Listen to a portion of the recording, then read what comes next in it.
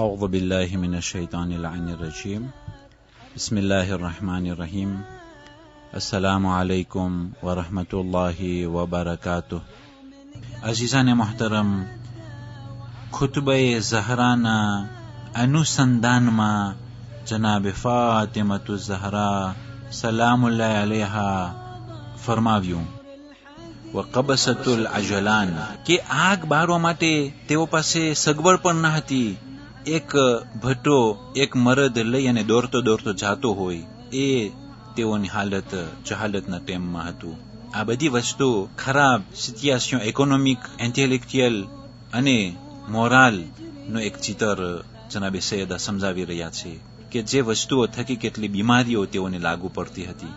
વમૌતિઉલ અકદામ જલીલ હતા.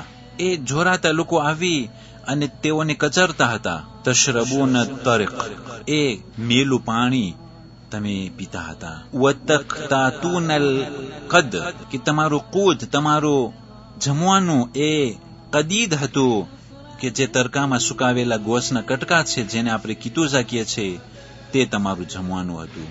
બહુ જ ખરાબ ઇક્તિસાદી હાલત. અઝિલ્લતુન ખાસિઈન તમો એ જમાનામાં જલીલ હતા.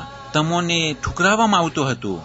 એ મોટેરા લોકોના ઓટે તમોને બેસવા મળતું ન હતું કારણ કે તમો હકીર હતા, તમો મેલા હતા, તમો ગરીબ હતા અને તમારી ખરાબ હાલત હતી. તખાફૂના અન યતખત્તફકુમુન નાસ મિન હૌલિકુમ કે જનાબે સૈયદા સલામુલ્લાહ અલૈહા કહેવા માંગે છે કે તમે એવા બીકમાં હતા કે હમણાં જ માણસો આવીને તમને ઈગવા કરી જાય અને તમારા પર હુમલાઓ કરી અને તમારું જે થોડુંક માલ છે તેને લૂંટી લે. તમારી જાનનો જોખમ હતો અને તમારી ઇજ્જત લૂંટાઈ જાય એવા ખતરાઓ હંમેશ માટે રહેતો હતો.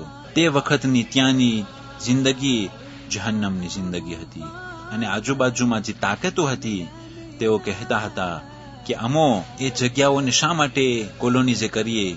વમા લના ફિલ ઉમ્મીયીના મિન સબીલ કે આ ઉમ્મીયીન આ જાહિલો પાસે જઈને અમે શું કરીએ. નિંદરને વેચી અને ઉજાગરા લેવાની વાત છે. ન આમ્પિયર રોમે ત્યાં કોલોનીઝે કર્યા, ન આમ્પિયર પેરસા ત્યાં કોલોનીઝે કર્યા. એટલી જિલ્લત હતી. પછી જનાબે સૈયદા કહ્યું فأنقذكم الله تعالى بمحمد صلى الله عليه وآله وسلم بعد اللتيا واللتي کہ تمنے خدا تبارک و تعالی بچاوی લીધા મારા બાબા મોહમ્મદ સલ્લલ્લાહુ અલૈહિ વસલ્લમ થકી.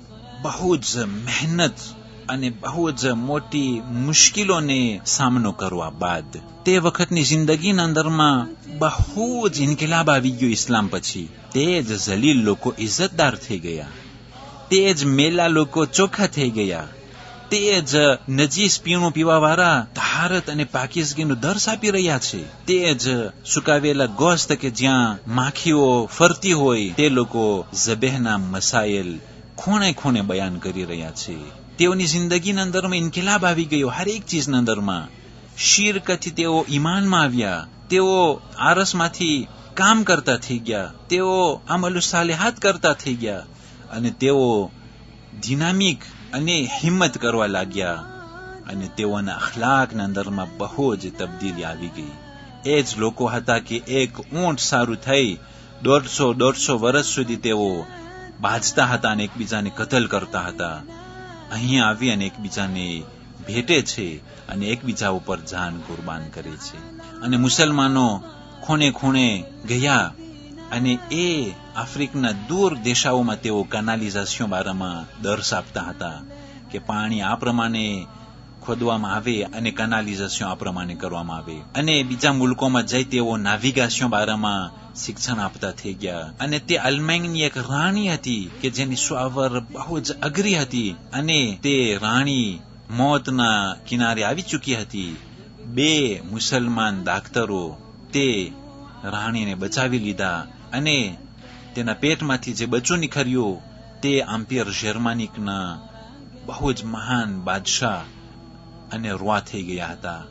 મુસલમાનો એ જિલ્લતમાંથી નીકળી અને કેવી રીતના પૈગંબર ઇસ્લામ સલ્લલ્લાહુ અલૈહિ વસલ્લમ 23 વર્ષના દર્શન અંદરમાં કે જે 13 વર્ષ અંબારગોના નીચે હતું અને ખાલી 10 જ વર્ષ હુર્રિયતની સાથે જે તાલીમ આપી તેના થકી આજે કેટલું મોટું ઇન્કિલાબ આવી ગયું. અને તે જ માણસો કે લાકડીઓ લઈને પોતાનો બચાવ કરતા હતા, આજે મોટું લશ્કરને લઈ અને આમ્પિયર પેર્સને હરાવી દીધા. અને 100 વર્ષ દરમિયાન આમ્પિયર રોમે સાથે પણ તે અથડામણી ચાલુ થઈ ગઈ હતી. પણ આ બધી વસ્તુ જનાબે સૈયદા કહે છે એમને એમ નથી થઈ. બહુ જ મહેનત કરેલી છે, બહુ જ મુસીબતોનો સામનો કરવો પડ્યો અને મુશ્કેલાતને વેઠવી પડી.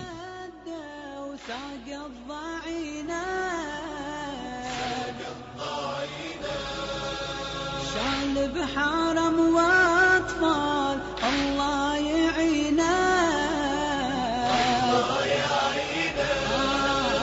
وياها ابو فاضل تسلم يمينا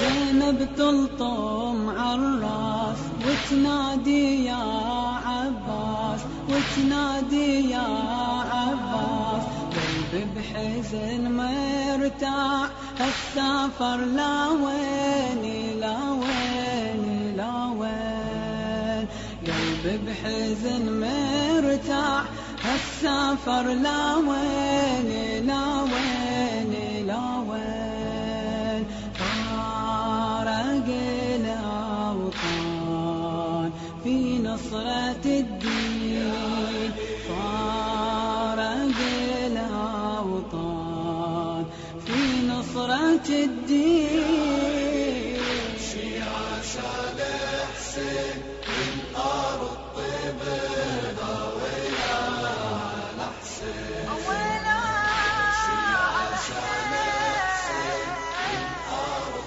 طيبنا ويا الحسين.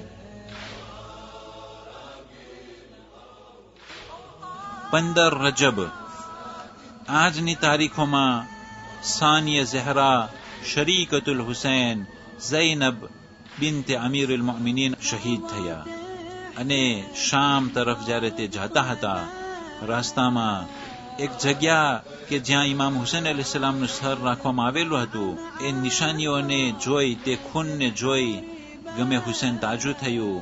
અને જ્યારે તે ગિરિયા કરતા હતા, એક ઝાલિમ આવી અને જનાબે ઝૈનબ અલૈહિસ્સલામના સરને જખમી કરી અને તે ત્યાં જ શહીદ થયા. અને 66 હિજરી સનમાં દમિશ્કના ઝૈનબિયા ઇલાકામાં તેનો આલિશાન રોજો છે.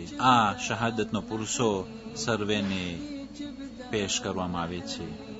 15 રજબ આજની તારીખોમાં શેખ ફઝલુલ્લાહ નૂરી શહીદ થયા કે જે 1327 હિજરી સનમાં. 15 રજબ આજની તારીખોમાં રિવાયતો પ્રમાણે કિબલો કે જે બૈતુલ મુકદ્દસ તરફ હતો 2 હિજરી સનમાં, તે કિબલો ખાને કાબા તરફ બદલાવાનો હુકમ જિબ્રાઈલ લઈને આવ્યા. અને પૈગંબર ઇસ્લામ સલ્લલ્લાહુ અલૈહિ વસલ્લમ નમાઝની હાલતમાં હતા અને તેના ખંભાને પકડી તે ખાને કાબા તરફ તેને પલટાવ્યા.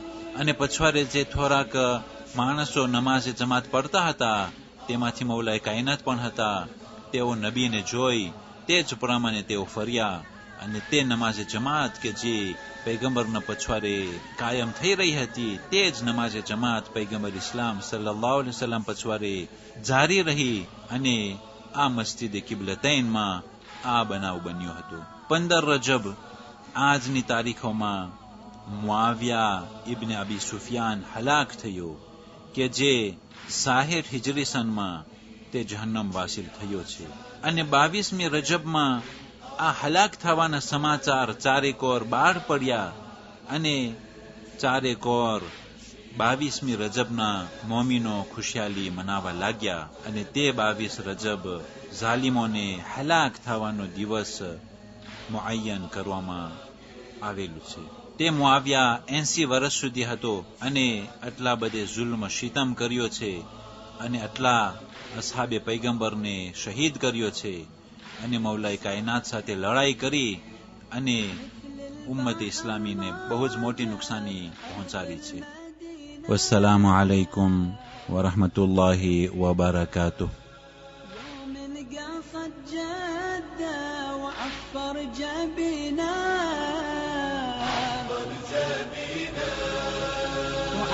جعل الروضة يزور الحزينة